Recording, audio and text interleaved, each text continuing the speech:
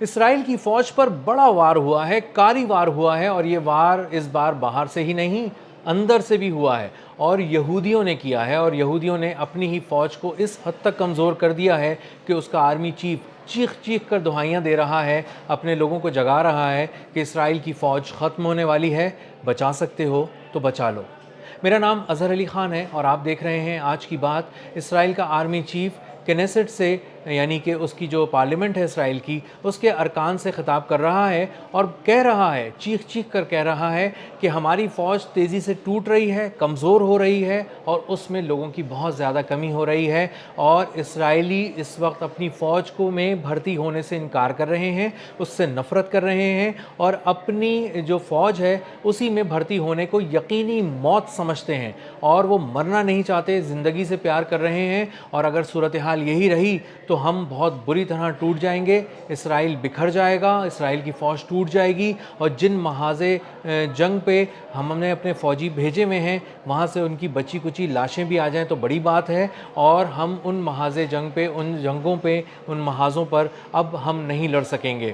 اسرائیل کے army chief نے کہا، اپنے ارکان پارلیمنٹ کو کہا، اپنے خطاب میں کہا کہ ہمیں چاہیے کہ ہم کسی بھی طرح ایسی قانون سازی کریں جس سے ہم اس بات کو یقینی بنا سکیں کہ اسرائیل میں رہنے والے جو یہودی ہیں وہ ہر صورت فوج میں بھرتی ہوں۔ ہم نے کچھ لوگوں کو صرف اس لیے کچھ استثنا دیا ہوا ہے، کچھ لوگوں کو چھوٹ دی ہوئی ہے، رعایت دی ہوئی ہے اسرائیل میں کہ وہ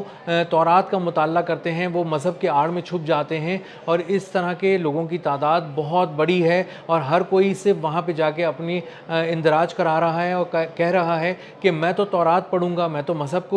کی تعلیم حاصل کروں گا، میں ابھی فوج کو جوائن نہیں کر سکتا اور مجھے اس سے دور رکھا جائے، اور صورتحال یہی رہی تو سب کے سب لوگ بکھر جائیں گے، مذہب کی طرف چلے جائیں گے، فوج کی طرف کوئی بھی نہیں آئے گا، اور مذہب کی آڑ میں چھپ کر لوگ اپنی فوج پہ عدم اعتماد کا اظہار کر چکے ہیں، اس کو یقینی موت سمجھتے ہیں، محاذ جنگ پہ نہیں جانا چاہتے، اور وہ سمجھتے ہیں کہ اگر ہم محاذ جنگ پہ گئے تو ہماری لاش واپس آئے گی، ہم کسی تابوت میں بند ہو کر واپس آئیں گے، یا ایسے زخمی ہو جائیں گے کہ عمر بھر کے لیے معذور ہو جائیں گے، اور لوگ ایسا نہیں چاہتے، اور یہ خوفناک رجحان اسرائیلیوں میں اس حد تک بڑھ چکا ہے کہ ان میں سے کوئی بھی اب فوج میں بھرتی ہونے کے لیے تیار نہیں ہے اور صاف انکار کر رہا ہے، اس کے باوجود کہ وہاں پہ کہا جا رہا ہے کہ بہت زیادہ سخت سزائیں دی جا سکتی ہیں لوگوں کو جو فوج میں بھرتی ہونے سے انکار کریں گے۔ اس سخت اعلان کے باوجود بھی لوگ دلچسپی نہیں دکھا رہے اور اسرائیل کی فوج سے اپنا فاصلہ بڑھاتے چلے جا رہے ہیں، اور جو عقل مند یہودی ہیں، جو سمجھدار یہودی ہیں، جو پیسے والے یہودی ہیں، جن کے پاس کچھ وسائل ہیں، وہ ان کی تعداد خود اسرائیلی میڈیا کوٹ کر رہا ہے کہ تقریباً 30% ایسے لوگ ہیں جو ابھی اسرائیل سے نہیں نکل سکے، کسی وجہ سے رک گئے تھے، وہ اس جنگ میں پھنس گئے تھے، سمجھدار لوگ تو نکل گئے تھے لیکن 30% اسرائیلی وہ تھے جو یہاں پہ پھنس گئے ہیں، جن کے پاس وسائل ہیں، اور وہ فوراً اپنے آپ کو محفوظ کسی دوسرے ملک میں سمجھتے ہیں، اور جیسے ہی حالات تھوڑے بہتر ہوئے وہ یہاں سے نکل جائیں گے۔ 30% اسرائیلیوں کے نکلنے کا مطلب یہ ہے کہ ایک بڑی تعداد جن کے پاس پیسہ ہے، جن کے پاس ذہن ہے، جن کے پاس وسائل ہیں، جو ایلیٹ کلاس سمجھے جاتے ہیں یا اپر مڈل کلاس سمجھے جاتے ہیں اسرائیل کی، وہ کام کے لوگ اسرائیل سے نکل جائیں گے، اور اس کے بعد بچے گا صرف غریب اور متوسط طبقہ،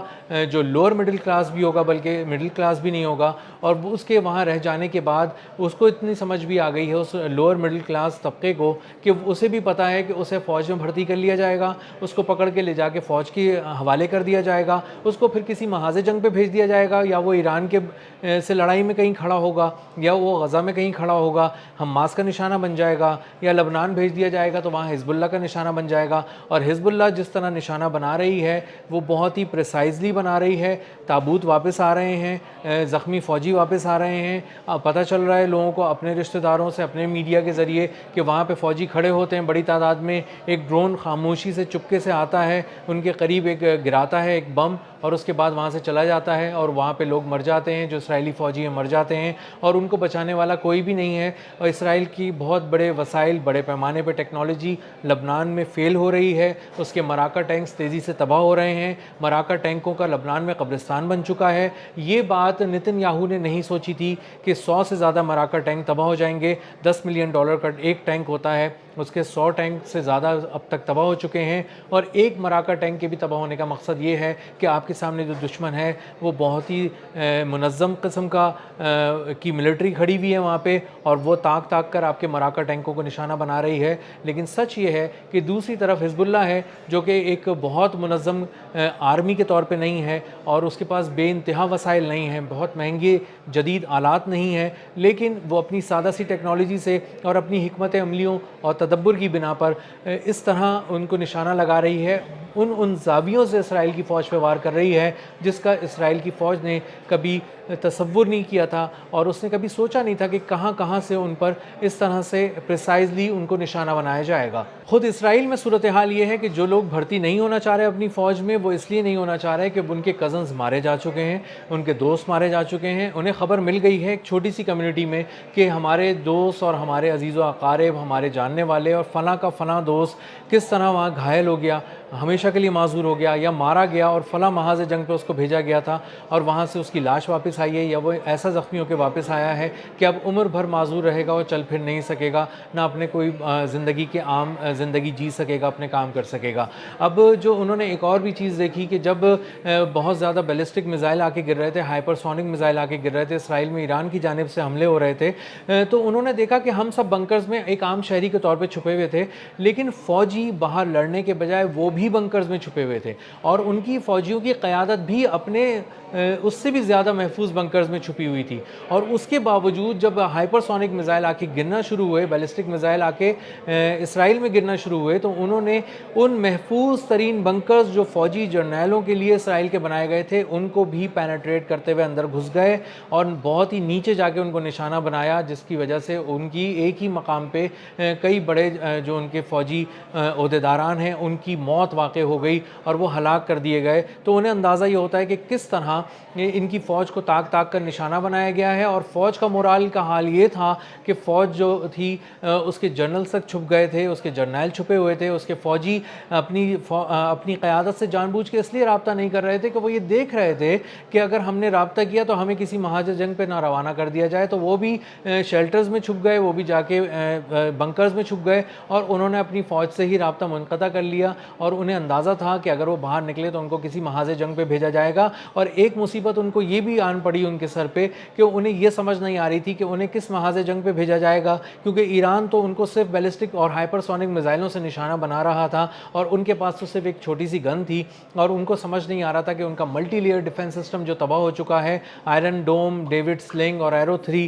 اس کے بعد جب سارے میزائل ایک ایک کر کے پینیٹریٹ کرتے جا رہے ہیں ایران کی جانب سے اسرائیل کے اندر، تو وہ صرف مرنے کے لیے تو اس وقت سرفیس پہ نہیں آ سکتے، وہ سطح پر آنے کے بعد صرف مرنے کے لیے تو نہیں آ سکتے، وہ ان کے پاس گن ہے، تو اگر اس گن میں گولیاں ہیں تو وہ کس پر چلائیں گے؟ ان کا دشمن تو نظر ہی نہیں آ رہا، ان کا دشمن تو بیلسٹک اور ہائپر سونک میزائل سے حملہ کرتا ہے، پریسائزلی حملہ کرتا ہے اور نشانہ بنا کر ان کو تباہ کر دیتا ہے، ان کو مار ڈالتا ہے۔ تو وہ انہیں اندازہ ہوا کہ یہ جرنیل ہمیں مروا دیں گے، ہمیں موت کے منہ میں بھیج دیں گے، اس لیے وہ بنکرز میں جا کے چھپ گئے۔ یہ سب کچھ جب لوگوں نے بہت ہی اپنی آنکھوں سے دیکھا، بالکل فرسٹ ہینڈ ایک طرح سے مشاہدہ کیا ان تمام حالات کا، تو انہیں اندازہ ہوا کہ اگر ہم نے اپنا نام فوج میں لکھوا دیا تو اس کا مطلب یہ ہے کہ ہمیں یقینی طور پہ مرنے کے لیے کہیں بھیج دیا جائے گا، اور اس محاذ جنگ سے شاید ہماری لاش بھی واپس نہ آئے۔ تو اگر پرکس اینڈ بینیفٹس بہت زیادہ ہیں بھی اسرائیلی فوج کو جوائن کرنے کے لیے، تب بھی ہمیں اسرائیل کی فوج سے دور رہنا چاہیے، یقینی موت سے دور رہنا چاہیے۔ اور اب صورتحال یہ ہو گئی ہے کہ جب یہودیوں نے اپنی ہی فوج پر حملہ کر دیا ہے بھرتی نہ ہونے کی صورت میں، تو اسرائیل کا آرمی چیف چیخ کر کہہ رہا ہے کہ اسرائیل کی فوج ٹوٹ رہی ہے، پگھل رہی ہے، تباہ ہو رہی ہے، اور آنے والے دنوں میں اس کی فوج مکمل طور پر ختم ہو جائے گی۔ اب تک کے لیے اتنا ہی، ملتے ہیں اگلے ولاگ میں کسی نئی خبر، نئے تجزیے اور نئے زاویے کے ساتھ۔ اللہ حافظ۔